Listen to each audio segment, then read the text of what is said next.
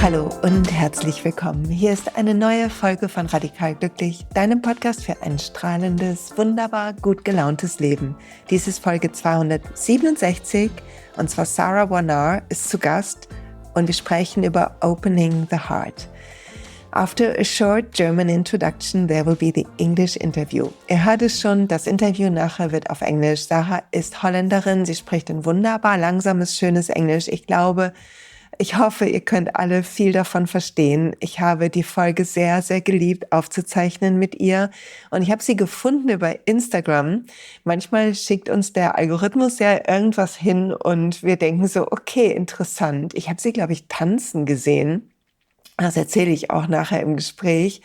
Und das hat mich irgendwie berührt und dann habe ich ein bisschen bei ihr gescrollt und gesehen, wie sehr sie das Weibliche für sich entdeckt hat, wie sehr sie gelernt hat, männliche und weibliche Energie zu harmonisieren.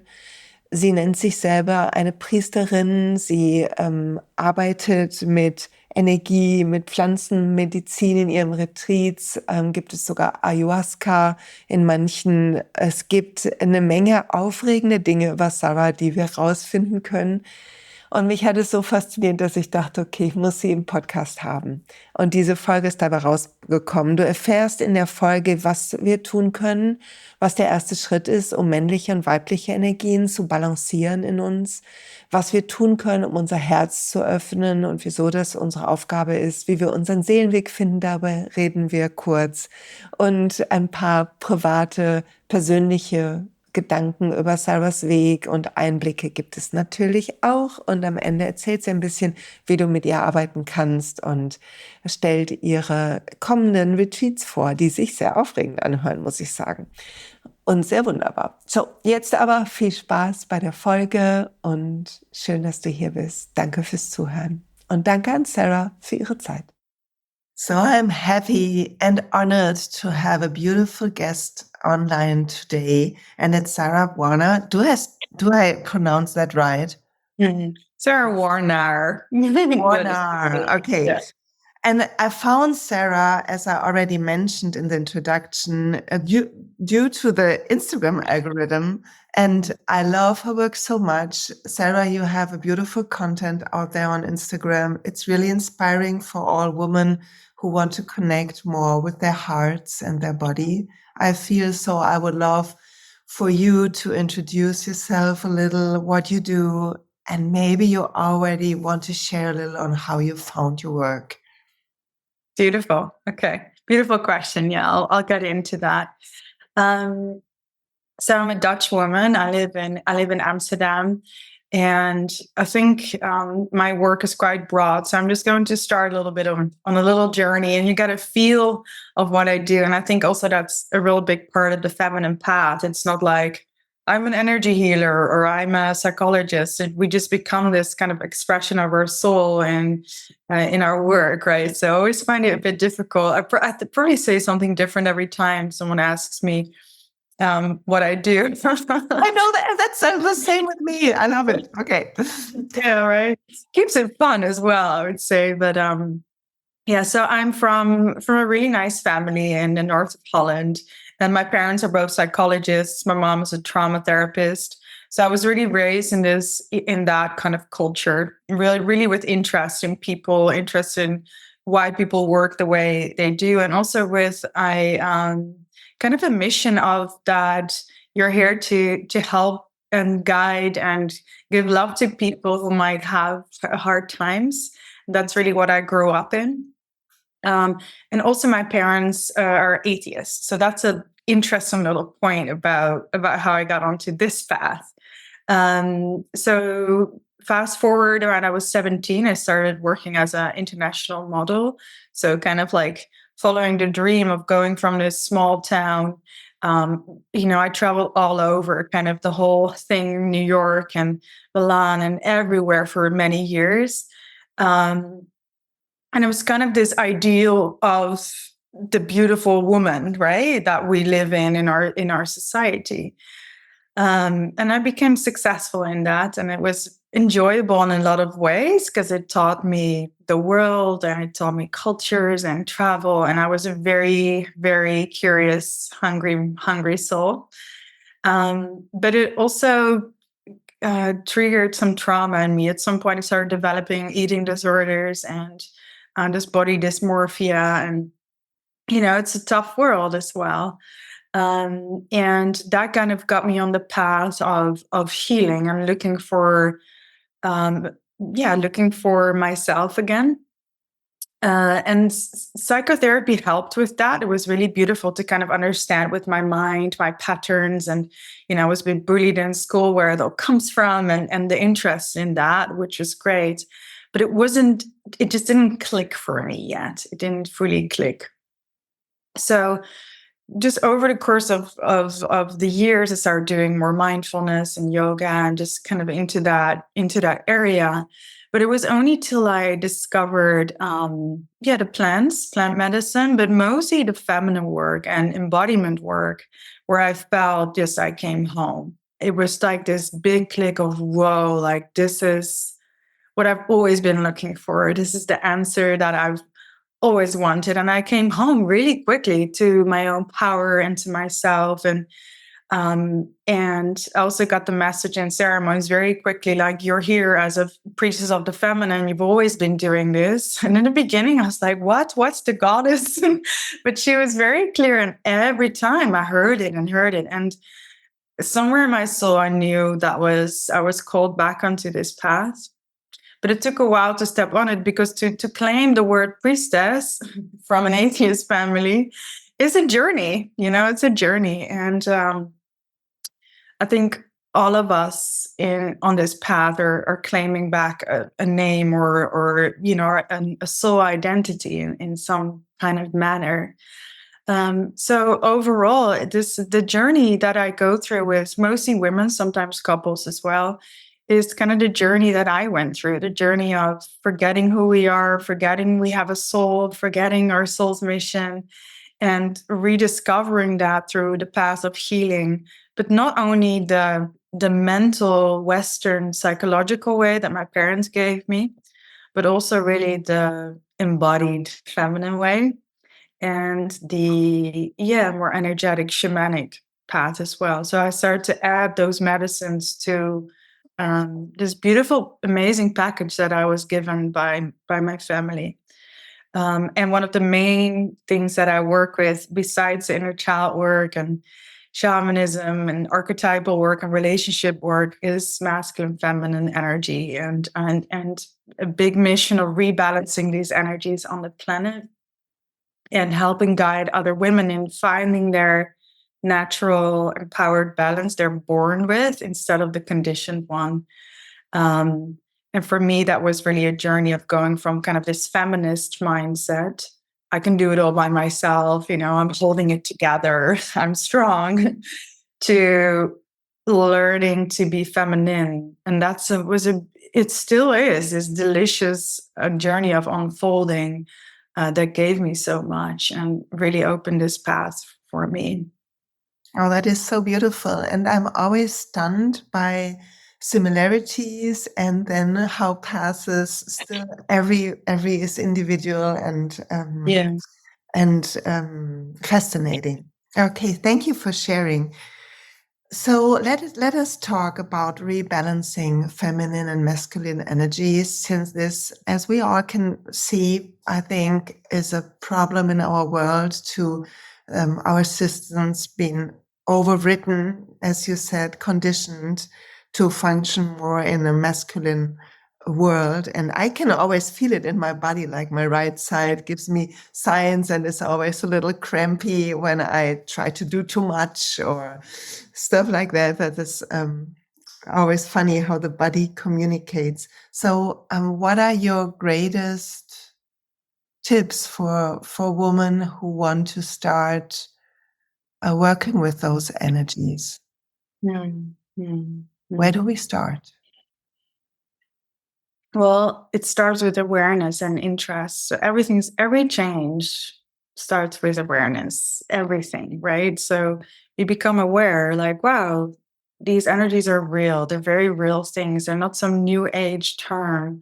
These are the energies that it's the core energies of who we are, the primordial archetypes, I would say. It's who we are in our core. So it's to start becoming aware of that, and the importance of that is the start. And then you start to learn about masculine energy, start to learn about feminine energy. I think it starts with the interest in that. And then the self-investigation of, wow, like what actually, because when we hit that right balance, it just feels good. That's basically it, right? It just feels really good. And to see in the world, like, like, what if these energies were balanced? What would that be like? How would we treat the womb as the center of all creations, the most sacred thing? How would we treat Gaia and the earth? How would our political systems and banking systems differ? How would wars be fought? Would they even be fought still? So to really start to get awareness of the crookedness and the imbalance of these energies, right? And then how that reflects in yourself as well. You look at your own past, be like, wow, like I feel burned out in some way, or I'm in a very pleasing, nice girl kind of energy that's also not empowered. So it really starts, I can speak about this a lot more, but it starts with gaining awareness on your own patterns, the societal patterns, and getting really honest with yourself with what feels good and what doesn't feel actually like you in the core. Yeah, that is so true. And yet, it sounds simple, but it is difficult for us, I feel, because what you mentioned, the nice girl syndrome, like the people pleasing, I'm turning 54 next month. And I'm like, it is still in my bones. I mean, I have to laugh about some of the moves I make and how long it takes me to really be in my power concerning some of the themes of my life. And it's just, if it wouldn't be said sometimes, it would be really hilarious. So what helped you to develop that strength, to find your center, to trust yourself, to move your own path? Mm-hmm. One thing I want to say about that is that it's huge shifts for all of us, because we're shifting many lineage layers of patterns. It's big. It's a big energetic shift. It's not just like I'm just going to step out the nice girl, and now it's big, the work what we're doing, and it's so beautiful that we start to have these tools, right? So. And it'll probably be our life's work. So that's totally normal and beautiful, right? I think unfortunately, sometimes we change when we're really sick of things, right? It's just how people often work. We really walk into a wall maybe 4 or 5 times and then we change. I think that is something that often happens. Right. At some point, it might become softer. You just go, let's look at that. Let's redirect that. But in the beginning, it was a harder lesson for me, for sure. But it was really about, I felt not good in my body. I felt stuck in my body. I didn't feel juicy in my body. So it was really it created an urgency. And I think when we feel an urgency, we start to move. Yeah. Right? The urgency. And then I just, I saw women who were like free in their sexuality, not seducing or numbing, but they could hold it. And I was like, I want that, like, wow. Or they just dance, or there was just this glorious femininity about them that just felt like an urgency for me. Like, I want to feel that, whilst being alive in this lifetime. And also in relationship was a big one for me. I felt just not fully met in what I wanted. And I started to be attracted to different kind of men through this work, because was like, what do I really, it's about your deepest longings, right? The deepest your deepest longings, I believe, come from your soul, and they kind of come through you like these beautiful kind of tentacles in the world. And they kind of guide you back to your soul, like these deep longings. And one of them for me was like, I want to be a free expressed woman. I want to be a woman who's on her mission, and I want to be, in like a polarized, beautiful relationship. Those were urgent longings for me. And then when I looked at what I wanted in a relationship, I wanted to actually be softer. I didn't want to hold it all together. I didn't want to be the leading one. I didn't want that anymore. So in order to establish that, I had to shift something within myself. That I'm like, wow, then I need to soften. Then I need to learn how to be inviting instead of in this action. Like I need to learn how to go into that feminine energy. So those are all really, they made it urgent for me because I longed for them so deeply. It almost hurt, It was like this yearning to come home. And that gave me the strength to do it. So there was deep longing and also some suffering that brought me onto that path, I think that is for all of us, isn't it? That we, as humans, if I think Eckhart Tolle once said that if everything would be right all the time, everybody would just be in laying in a Hancock. Is that the right word? Yeah. And watching the palm trees and wouldn't want to evolve. Right. So evolving sometimes happens through life that is harder, and we don't want the hardness anymore. But that was beautiful shared. Thank you so much. So when I was scrolling through your beautiful page, and of course, you guys, all the links to find Sarah and her work are in the show notes. But I saw that you also create spaces and help women to open their hearts more and connect more with not only their body but with their true power, if I can say it this way. So maybe you want to share a little about your work on that, in that space, or of your own journey, whatever feels right for you. Yes, for sure. Yeah, for me, the path to feminine is the path of the heart. And that means to live in love. And that sounds fuzzy, but it's kind of brutal sometimes because love is the truth of your expression from moment to moment to moment, the truth of your heart. And there's so many layers covering that through our conditioning, through shame, through fear. But that heart energy, that heart love, that heart expression is the feminine, right? It's feeling, it's emotion, it's intuition, it's this ever-changing radiance of the feminine, right? Whereas masculine is more the frame for that, the frame, the focus, the container, you could call it, the awareness. So feminine work is about peeling back all these layers so that we can become broadly expressed again, right? And often we're very small in our expression. We become conditioned, not too much. Like we're balancing on that kind of width. Whereas in this path, it's about the opening of the heart and the truth of our heart. And that's a peeling back of all the layers, right? The peeling back of all the layers that armor that or numb that or feel like you need to hold it all together. And when we start to open the heart, the natural radiance, the natural guidance can start to come again. And the opening of the womb. It's another story, but it's always hard womb for a woman. It's like the two hearts of a woman, right? The two power centers. And this is really the ascension of the feminine. It's really the descent from the head to the heart to the womb. And the opening of these centers and letting our body guide the way, not our mind, not only our mind. There's some of that. We're not,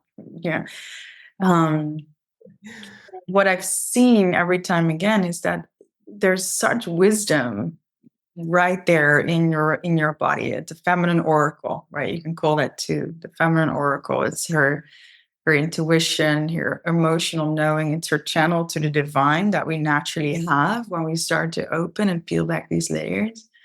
And what starts to happen is that your truth starts to shine through, your soul starts to shine through, and it has a certain kind of blueprint, and it will guide you throughout your entire life. In your mission, in what feels true and not, and that's kind of our job as the feminine, to offer our heart fully to our partners, to the world. And it's this feeling through our heart that wakes others up, that awakens our men or our partners, and that wakes the world up from this kind of mind numbness or this wounded masculine kind of pressure. It's really the opening of the feminine heart that will do that. We can't do it through reasoning only. It's really the awakening of the heart. And the heart is connected to the soul. So that's that path. So I'm really passionate about helping women open that part, because it's their power, it's their deepest power. So I will guide. That's a lot of guiding that I do, and deconditioning, but also learning how to express your heart, right? And not in a not to keep it in, freeze it up, but not to spit it out. But how can you I call it the art of the heart. How can you reveal and express your heart artfully in the world, and live in the truth of that, and so that's the opening of the feminine, and it's also living in your cyclical nature and living in your heart and doing embodiment work. So that will open your feminine. But something that's often maybe not seen in that space is that we can't open that if we don't feel safe. The feminine can't open if she doesn't feel safe. So a big part of my work in feminine work, which I find important to not only work with the feminine, is actually work with finding safety and reconciling with the masculine. It's a huge part, right? So that there's a healing and reconciling with the inner masculine. I can hold myself. I'm my own safe space first. I protect myself. I'm my own encouragement, your inner king. And God, or the divine masculine outside of yourself, this energy that always has you and loves you and holds you.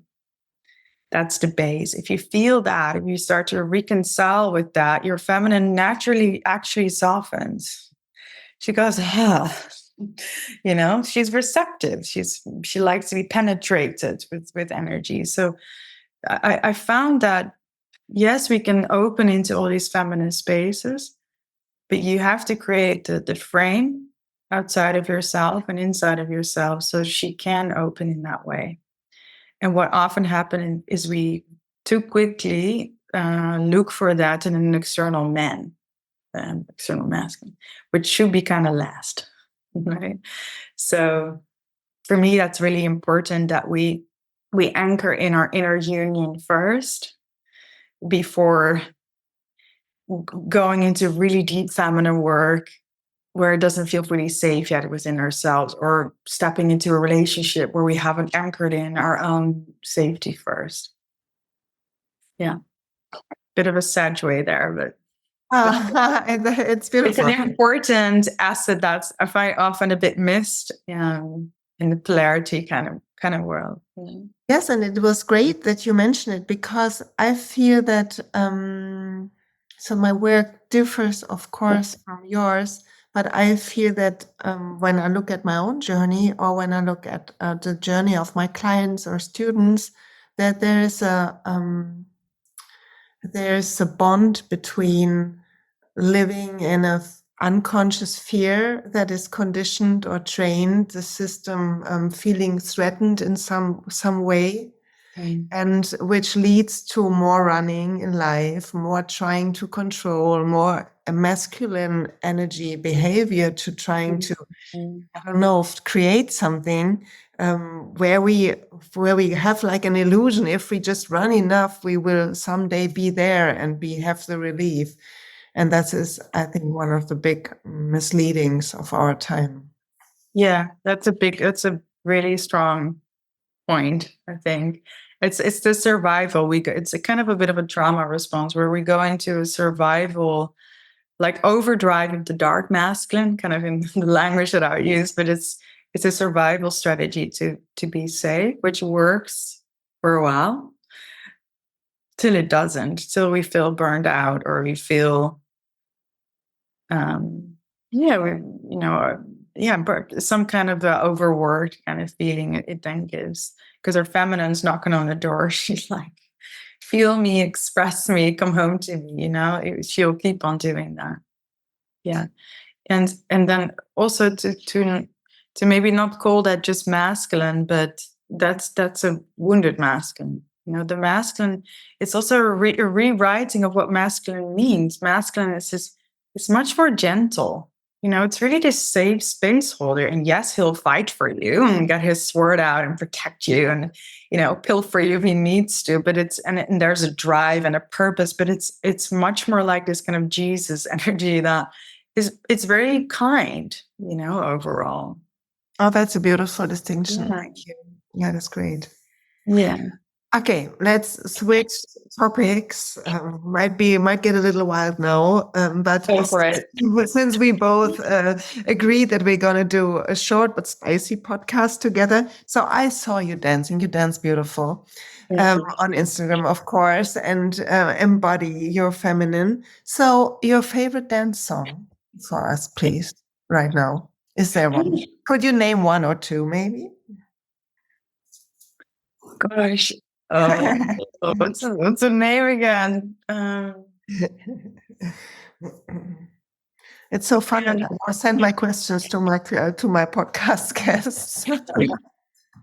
Maybe next time. There's definitely some songs that I dance to a lot now. Okay, I'll send them to you and you can put them in the show notes. I just forgot the name now. Yeah. Just send me one or two for us so we can put some Sarah energy into our voice. Okay, yeah. I'll send it to you. I don't know exactly what's the name now, because they're like Spanish names or Portuguese names.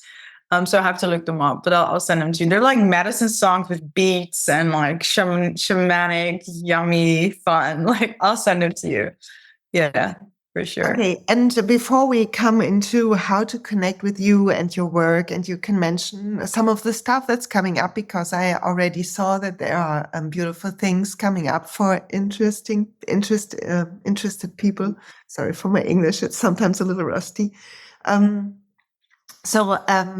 I have one question that kind of lingers in my head, and if it's too private, you just tell me.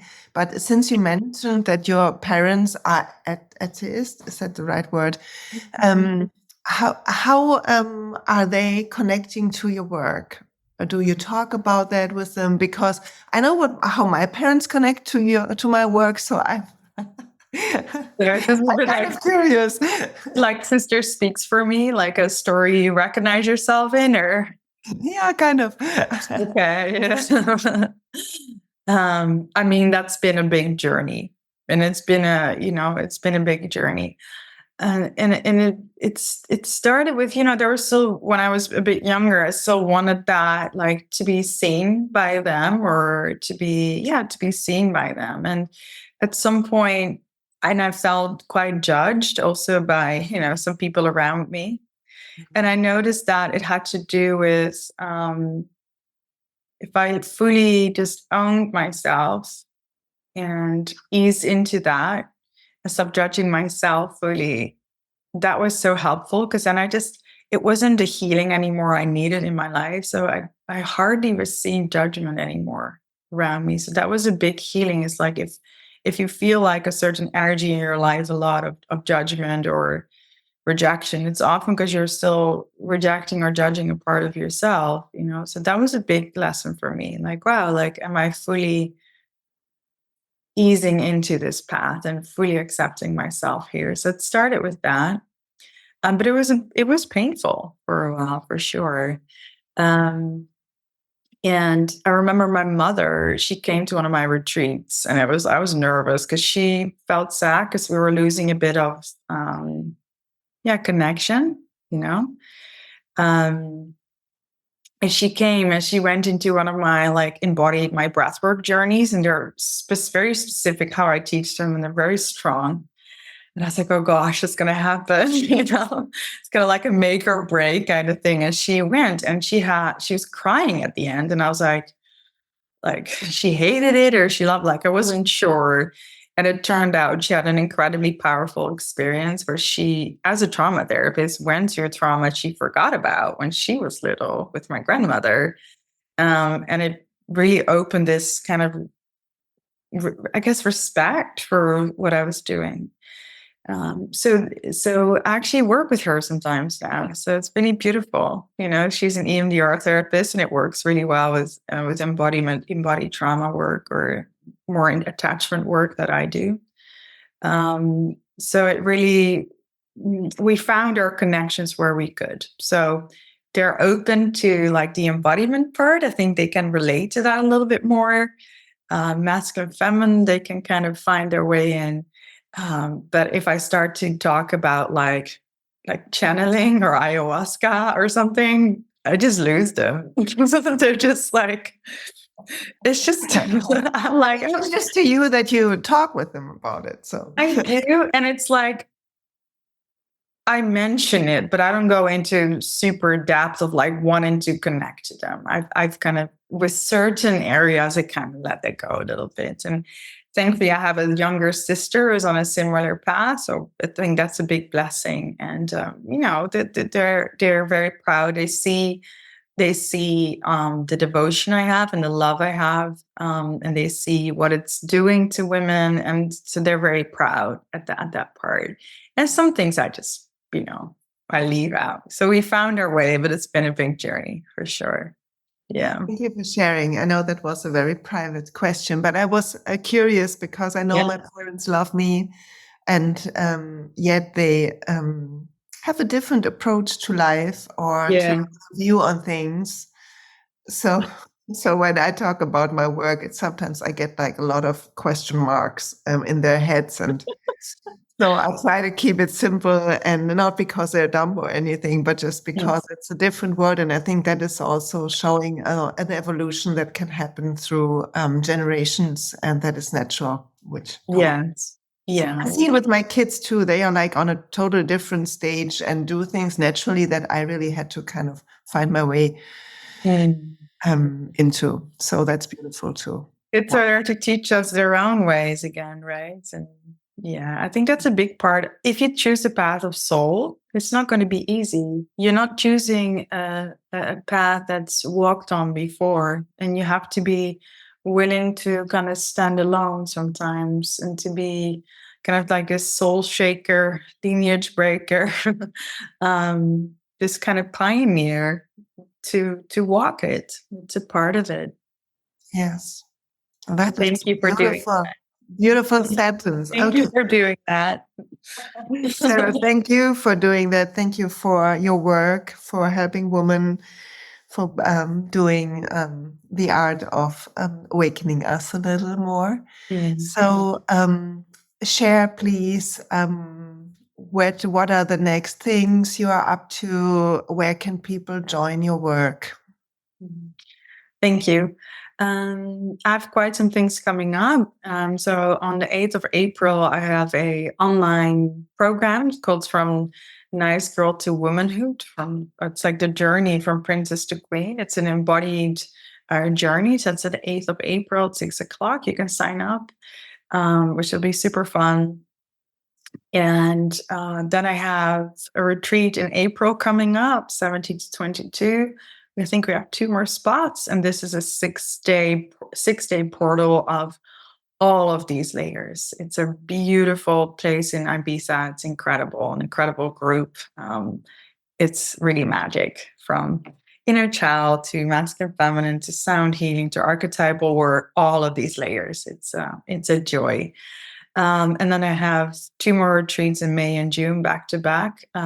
Similar, but there was ayahuasca too. So then we weave in the feminine workshops with 1 night or 2 nights of ayahuasca, depending on the retreat. And so those retreats are a bit more low budget, and the April one is like a bit more luxury, yummy. So there's something for everybody.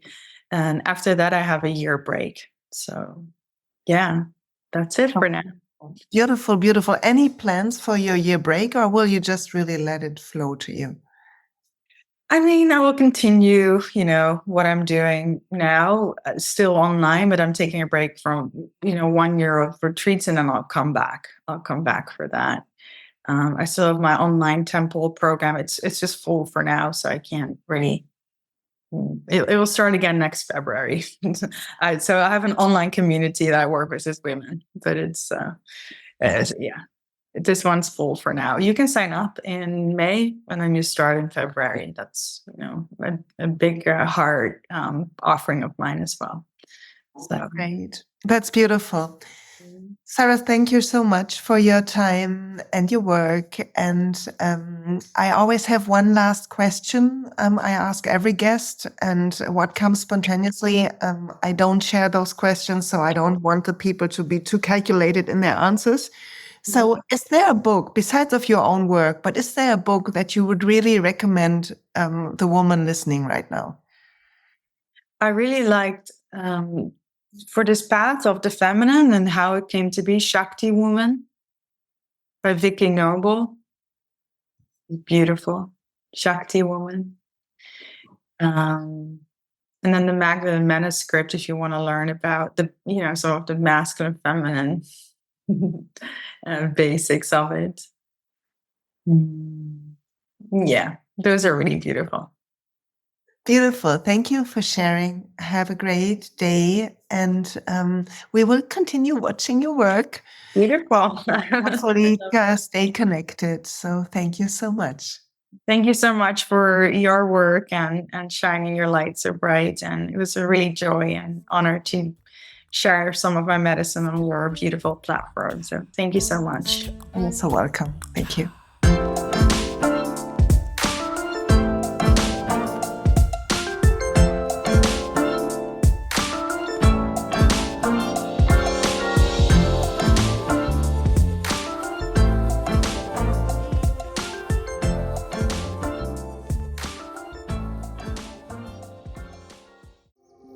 Hey und pst, es gibt einen neuen Podcast von mir, der ursprünglich auf einer von mir geschaffenen Kursplattform nur zur Verfügung gestellt wurde. Er heißt Zurück zur Natur und ich beschreibe darin, wie ich ätherische Öle und Supplements nutze und was ich den Leuten, die das mit mir entdecken, rate. Wenn du also Lust hast, auf diesem Weg auch mir ein bisschen zuzuhören, dann findest du Zurück zur Natur überall da, wo du auch diesen Podcast findest. Viel Spaß beim Zuhören.